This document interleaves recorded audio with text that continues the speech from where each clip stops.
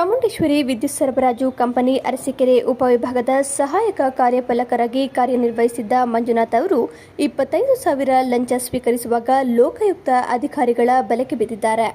70 HP ಹೆಚ್ಚುವರಿ ವಿದ್ಯುತ್ ಸಂಪರ್ಕ ನೀಡಿಕೆಗೆ ಸಂಬಂಧಿಸಿ ಗುತ್ತಿನಗೆರೆ ಗ್ರಾಮದ ವಿದ್ಯುತ್ ಗುತ್ತಿಗೆದಾರ ಮಧುಕುಮಾರ್ ಶ್ರೀರಂಗ ಎಲೆಕ್ಟ್ರಿಕಲ್ಸ್ ಅವರಿಂದ ಲಂಚದ ಬೇಡಿಕೆ ಇಟ್ಟಿದ್ದ ಆರೋಪದ ಮೇಲೆ ಲೋಕಾಯುಕ್ತಕ್ಕೆ ದೂರು ನೀಡಲಾಗಿತ್ತು. ದೂರಿನ ಆಧಾರದಲ್ಲಿ ಇಂದು ಅರಸೀಕೆರೆ ಸೆಸ್ಕ್ ಉಪವಿಭಾಗದ ತಮ್ಮ ಕಚೇರಿಯಲ್ಲಿ 25,000 ಲಂಚ ಸ್ವೀಕರಿಸುವ ವೇಳೆ ಲೋಕಾಯುಕ್ತ ಅಧಿಕಾರಿಗಳು ಖೆಡ್ಡ ಹಾಕಿದ್ದಾರೆ. ಈ ಕಾರ್ಯಾಚರಣೆಯನ್ನ Nandini BN, Lokayukta inspector Shilpa K, DYSP Suresh HS, inspector Chandrashekhar CL ಸೇರಿದಂತೆ ಲೋಕಾಯುಕ್ತ ಸಿಬ್ಬಂದಿಗಳ ಸಮ್ಮುಖದಲ್ಲಿ ನಡೆಸಲಾಯಿತು.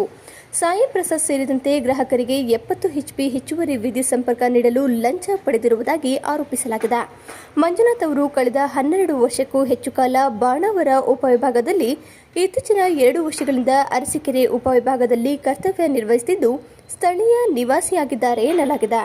ಲೋಕಾಯುಕ್ತ ಬಲೆಗೆ ಬಿದ್ದ ಬಳಿಕ ಮಂಜುನಾಥ್ ಅವರನ್ನ ಅರಸೀಕೆರೆ ಸರ್ಕಾರಿ ಜಯಚಾಮರಾಜೇಂದ್ರ ಆಸ್ಪತ್ರೆಯಲ್ಲಿ ಆರೋಗ್ಯ ತಪಾಸಣೆಗೆ ಒಳಪಡಿಸಲಾಗಿದೆ. ಸರ್ ನಮ್ಮದು ಮಧುಕುಮಾರ್ ಅಂತೇಳಿ ಇಲ್ಲೇ ಪಕ್ಕ ಅವರು 12 ಕಿಲೋಮೀಟ್ರ್ ಗುತ್ತಿನಕೆರೆ ಅಂತ. ನಾವು ಭಾಳ ದಿವಸದಿಂದಲೂ ಇಲ್ಲಿಗೆ 15 ವರ್ಷ ಸರ್ವೀಸು. ನಮಗೆ ಹಿಂದ್ಗಡೆ ಅಂತ ಇರೋಂಥ AWಗಳೆಲ್ಲ ಕೋಆಪ್ರೇಟ್ ಮಾಡಿದರು. ಇವರು ಭಾಳ ದುಡ್ಡಿಗೆ ಆಪರ್ಚುನಿಟಿ ಇಟ್ಟಿದ್ರು.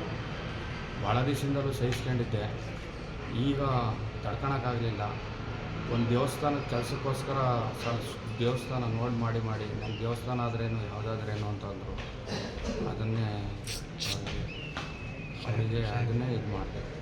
ಅವ್ರು ಹೇಳಿದೆ ದೇವಸ್ಥಾನದ ಕೆಲಸ ಸರ್ ನೋಡಿ ತಗೊಳ್ಳಿ ಅಂದೆ. ಬರ್ದಿದ್ದೀನಪ್ಪ, ಅದ್ರ ಕಡಿಮೆ ಮಾಡೋಕ್ಕಾಗಲ್ಲ. ಎಷ್ಟು ಬೇಡಿಕೆ ಇಟ್ಟಿದ್ರು ಸರ್? ಟೋಟಲಿ ಒಂದು 35,000 ರೂಪಾಯಿ ಇಟ್ಟಿದ್ರು. ಅದಕ್ಕೆ ನೋಡಿ ಸರ್, ನಾವು ಬಡವರು, ನಾವು ಬದುಕಬೇಕು ಅಂತಂದೆ. ಎಲ್ಲ 2ರಿಂದ 25,000 ರೂಪಾಯಿ ಕೊಡು ಅಂತಂದರು. 25,000 ರೂಪಾಯಿ ಕೊಟ್ಟಿದ್ವಿ.